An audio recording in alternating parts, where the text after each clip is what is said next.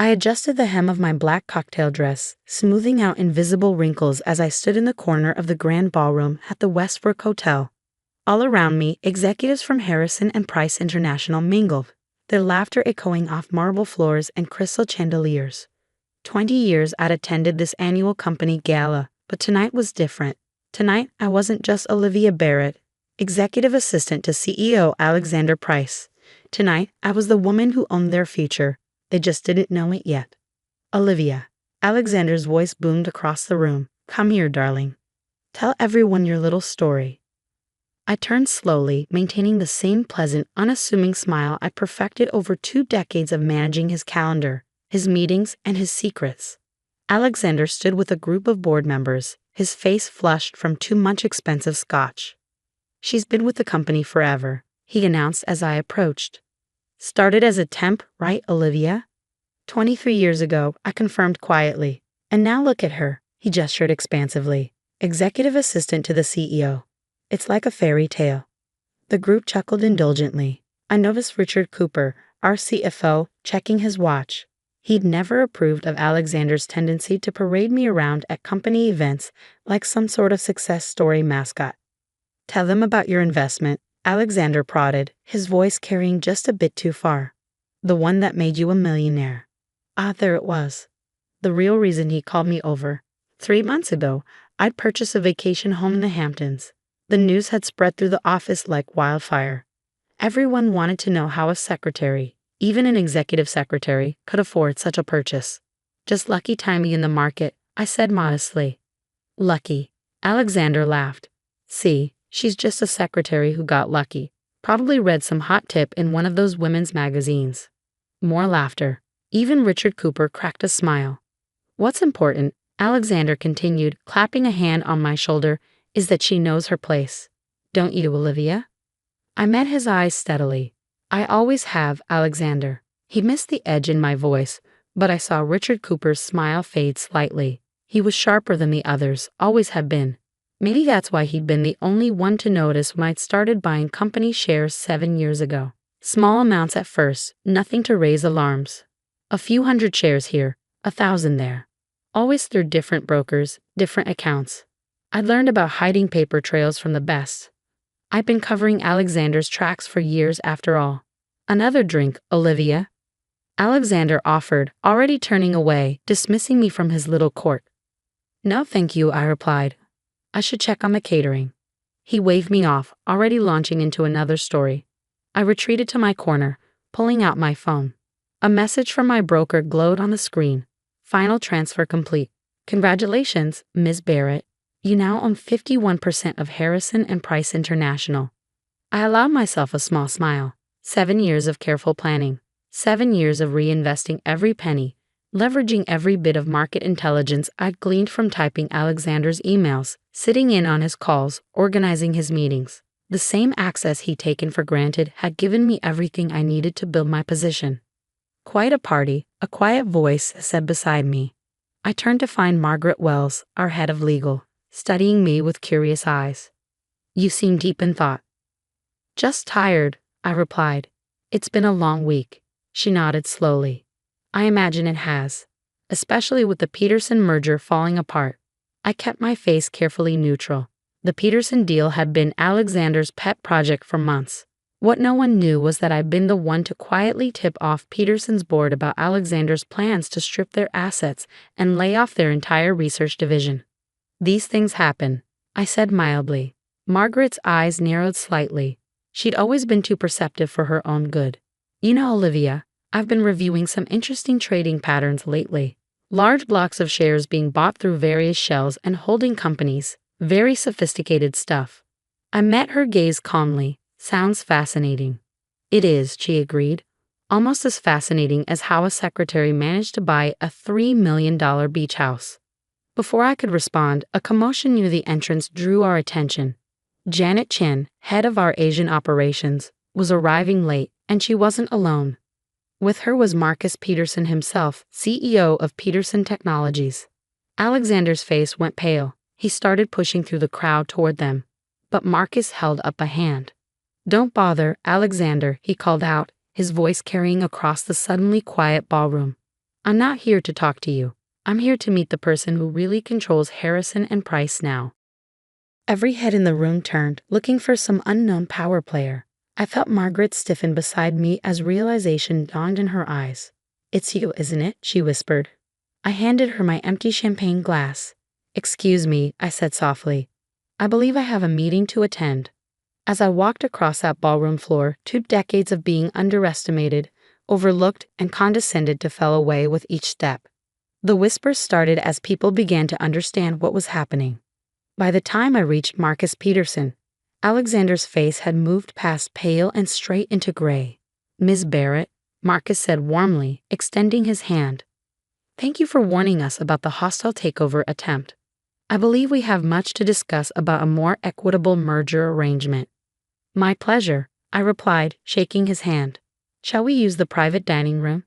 I had it prepared just in case. Alexander found his voice then. What is this? Olivia, what are you doing?"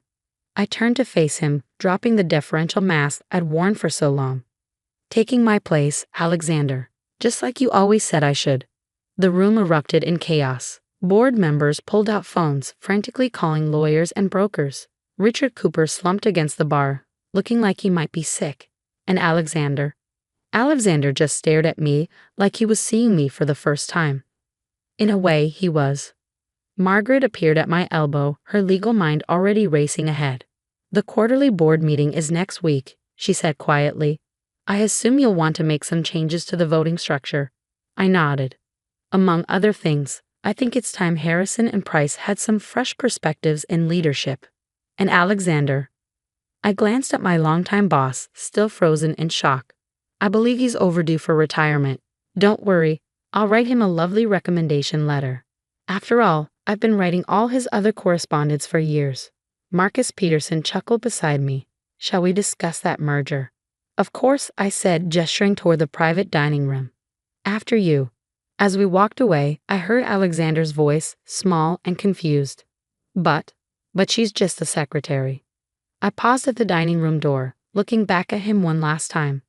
"No, Alexander, I was never just a secretary. You just never bothered to look past the title." The door closed behind us with a soft click, leaving the chaos of the ballroom behind. 23 years of playing the perfect assistant, and in one night, everything had changed. Well, not everything. I still had to order the catering for next week's board meeting, but this time, I'd be sitting at the head of the table. As I took my seat across from Marcus Peterson, I pulled out my phone and sent one final message to my broker: "Begin phase 2. The real work was just beginning.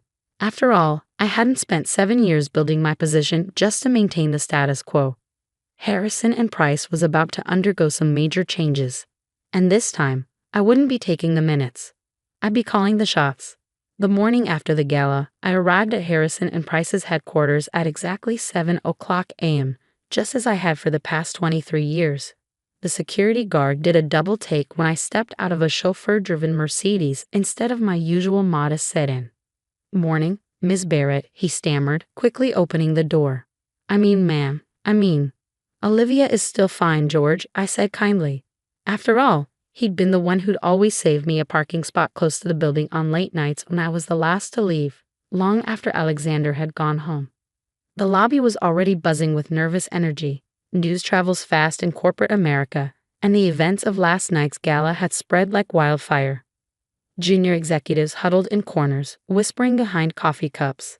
Administrative assistants traded wide-eyed looks as I passed. I walked to the executive elevator, the one I'd never been allowed to use despite managing the access list for 2 decades. As the doors closed, I caught my reflection in the polished steel. Same elegant blazer and pencil skirt I always wore, but today they were Channel instead of department store brands. Small changes, just enough to signal that the rules had shifted. Alexander's office, my office now, was dark when I arrived. His secretary Janet's desk was empty too. On any other Monday, I'd be at my old desk outside, preparing his schedule, screening his calls, making his coffee just the way he liked it. Instead, I used my key, the one he never knew I had, to unlock his door. The room still smelled of his cologne and stale cigar smoke. I walked to his desk, running my fingers along the polished mahogany. How many times had I stood here, taking notes while he held court. My phone buzzed. A message from Marcus Peterson, Wall Street Journal, running the story in 30 minutes. Ready? I smiled, settling into the leather chair. Ready. At 7:45 a.m., exactly 15 minutes before the markets opened, the story broke. Breaking. Harrison and Price International undergoes shocking leadership change. Secret majority shareholder revealed as CEO's former secretary. My phone exploded with notifications. First came the panicked texts from board members, then emails from shareholders, then calls from every major news outlet in the country. At 8 a.m. sharp, Alexander burst into the office, face red with rage. He stopped short when he saw me in his chair. "Get out," he snarled. "This is my office." I didn't move. "Actually, Alexander, this is the CEO's office. And according to the bylaws you never bothered to read carefully, the majority shareholder has the right to appoint the CEO. Would you like to see the paperwork?" "This is impossible," he spluttered.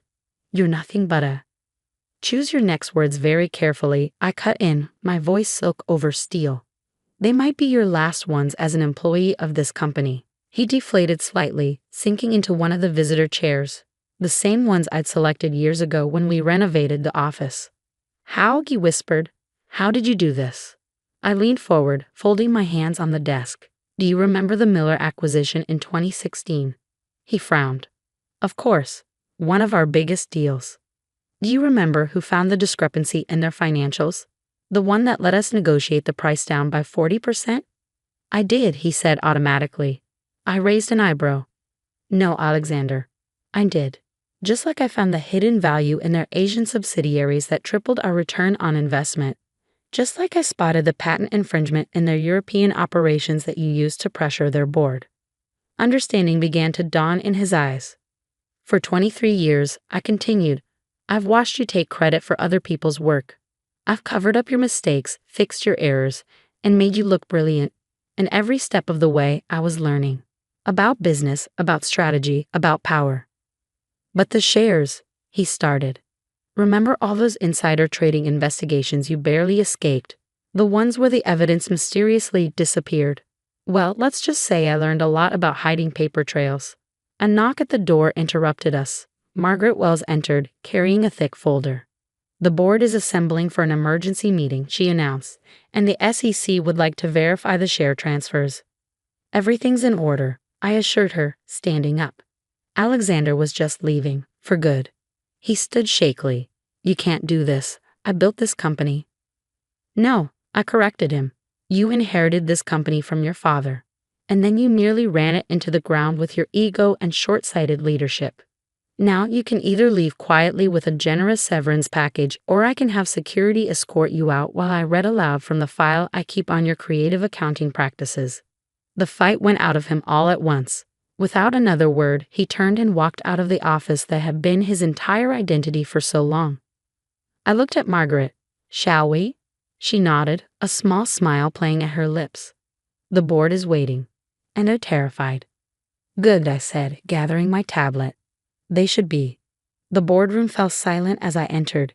12 men and 1 woman, all wearing expressions ranging from shock to outrage to fear. Richard Cooper, our CFO, looked like he hadn't slept. "Good morning," I said pleasantly, taking my seat at the head of the table. "I believe we have some matters to discuss." "This is irregular." Thomas Wellington, our longest-serving board member, sputtered. "You can't just—" "I can and I have." I cut him off. "Now we can waste time arguing about it, or we can discuss the Peterson merger and our new direction for the Asian markets. Your choice." Richard Cooper cleared his throat. "I've reviewed the share transfers. They're legitimate. Ms. Barrett has been accumulating her position for years, all through legal channels." "Thank you, Richard," I said. "Now let's talk about the future. I've prepared a detailed presentation on our 5-year strategy." I pulled up the first slide, a comprehensive analysis of our market position that I'd spent years developing while sitting quietly in the corner of these same board meetings, officially just there to take notes. For the next 2 hours, I laid out my vision: expansion into emerging markets, investment in sustainable technologies, a complete overhaul of our corporate culture. By the time I finished, even Thomas Wellington had stopped protesting and started taking notes. One more thing, I said as the meeting wound down. Effective immediately, we're implementing a company-wide policy review. Pay equity, promotion practices, harassment policies. Everything. Margaret will be heading up the task force. That could be expensive, Richard cautioned. So is losing talent because we're stuck in the 1950s, I countered. Speaking of which, Janet Anderson from the mailroom has a master's in supply chain management. Promote her to operations immediately and find out who else we've been overlooking. As the board filed out, Margaret stayed behind. The Wall Street Journal wants an interview, she said, and Forbes is already talking about featuring you in their next issue. I shook my head. First things first, get me the personnel files for every administrative assistant, secretary, and support staff member in the company. I want to know who else has been hiding their light under a bushel. She smiled. Already done. There's a data analyst in accounting who's been working as a clerk for 3 years. PhD from MIT, and a former management consultant working in reception because she needed flexible hours for her kids. Promote them both, I said. And Margaret? Thank you for keeping my secret all these months. She shrugged. I knew something was coming when I traced those share purchases. I just didn't know what. Besides, it's about time someone shook up the boys' club. By the end of the week, Harrison and Price was transformed. Alexander's old guard was gone, replaced by a diverse team of leaders chosen for talent rather than connections. The Peterson merger was proceeding smoothly, with both companies' stock prices soaring. And me? I kept my old assistant's desk outside the CEO's office. Not to work at it, but as a reminder. Every morning when I walked past it, I thought about all the other just secretaries out there, watching and waiting for their moment. The following Monday, I called my first all-company meeting. Standing at the podium, looking out at thousands of faces, I thought about that night at the gala when Alexander had told me to know my place. For too long, I began, this company has wasted its most valuable resource, its people. We've overlooked talent because it didn't come in the package we expected.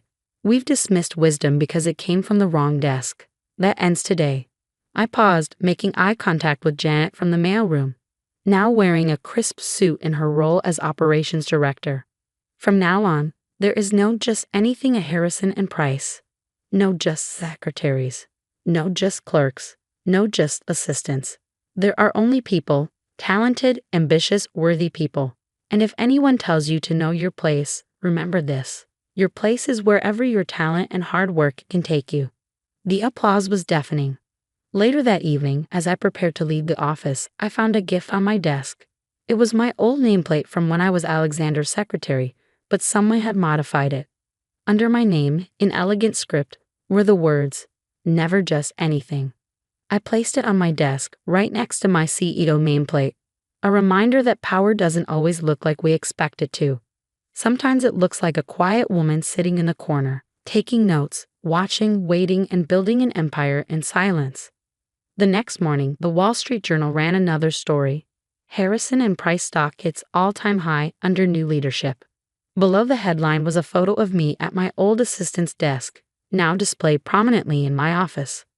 The caption read, Olivia Barrett, CEO, from taking notes to taking control. I smiled, remembering Alexander's words from the gala. Yes, I had gotten lucky, but luck had nothing to do with what came next. That was all strategy, patience, and the power of being underestimated. After all, I wasn't just a secretary who got lucky. I was a CEO who got smart. And this was only the beginning.